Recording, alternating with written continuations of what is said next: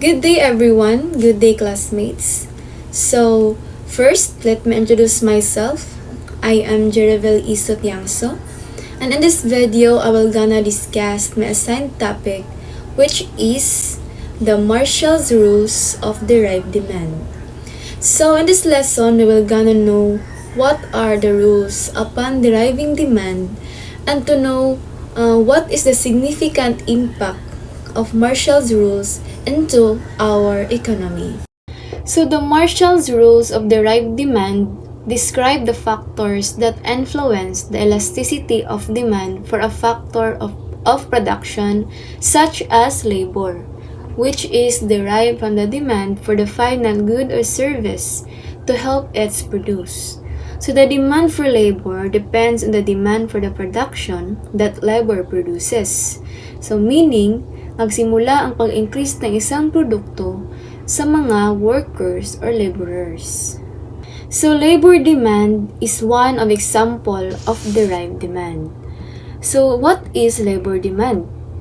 So labor demand is the quantity of workers, employers that are willing and able to hire at a given wage rate. It is a derived demand, meaning it depends on the demand for the product or service those workers produce. So like for example, in the Starbucks, a coffee company. So this company is considering hiring more baristas. They'll hire more baristas if the extra revenue generated by those baristas exceeds the cost of hiring them.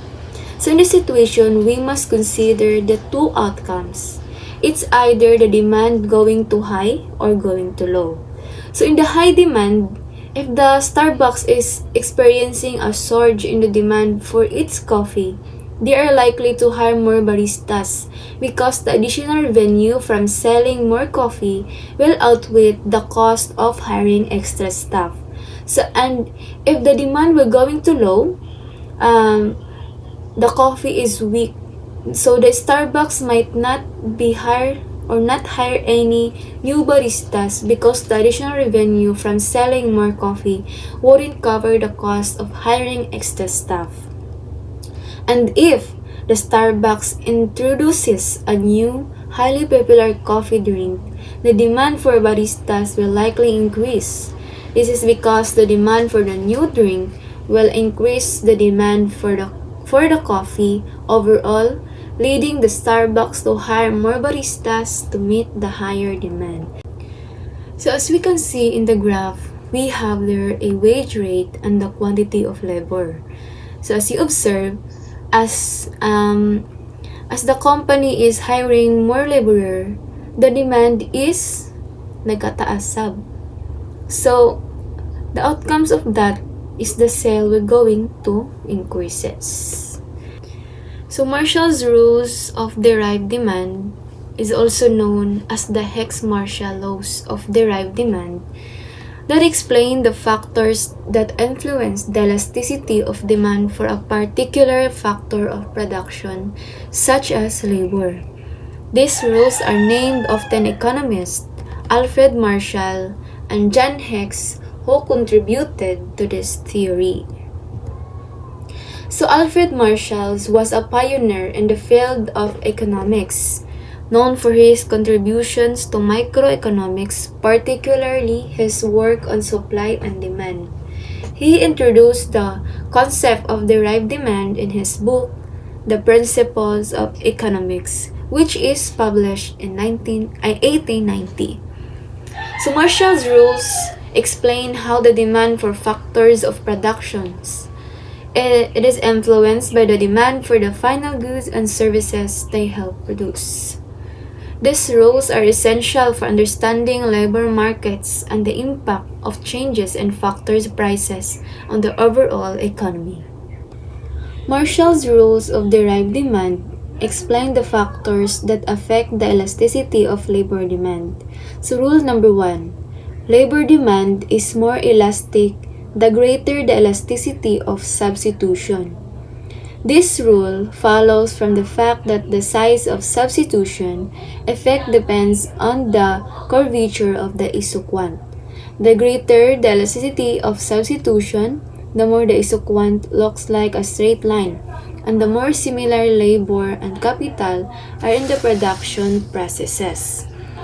So the statement, labor demand is more elastic the greater the elasticity of substitution, means that the easier it is to substitute one input like labor for another, like capital, the more responsive the demand for labor will be to changes in its price.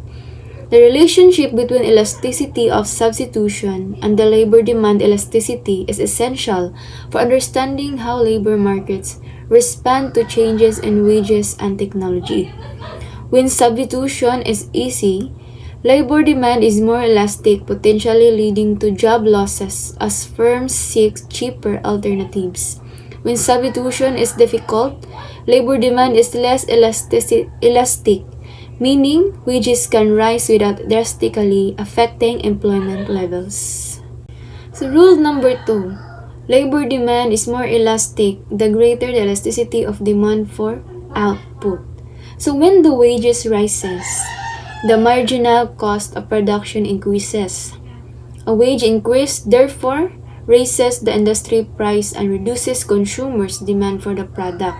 Because less output is being sold, firm cut employment. So in this rule, we have two scenarios. We have two firms. So firm 1 is the labor cost is represent a large share of total cost. And the firm 2 is labor cost is small share of total cost. So the labor share in scenario 1 is the total cost is 80% or divide to $80 in the total cost. If wages increase in 20%, labor cost rises to $96. So $80 is going to $96. It is a 20% increase. And the total cost rises from 100 to 116. So the total cost represents to $96 plus the $26 from capital cost. This is a 16 increase in the total cost. And the scenario 2, the labor share of total cost is 10% or 10 divided to total cost. If wages increases to 20%, labor cost rises to $12. So the $10 is going to $12. It is a 20% increases. And the total cost rises from 100 to $102. So a 2%, so in this scenario, we have a 2% increases. So a wage increase in this case will have a smaller effect on the reducing employment than in case 1. So rule number 3, the demand is more elastic the greater labor share in total cost. So in this rule, the relationship between labor share and total cost and labor demand elasticity highlights the importance of cost structure for firms. When labor costs are a significant portion of total cost, employers are more likely to react to wage changes by adjusting labor demand, making labor demand more elastic. Conversely, when labor costs are a smaller portion of a total cost, employers are less likely to adjust labor demand, making it less elastic. So the last rule, rule number 4, labor demand is more elastic the greater the supply elastic of other inputs. This rule is an extension of the third rule, in which it was implicitly assumed that using more capital does not increase the price of capital. An increase in the demand for capital may lead to higher prices for capital. These higher prices make it less appealing to substitute capital for labor following a wage increase. So the elasticity of supply for other inputs plays a role in determining the elasticity of labor demand.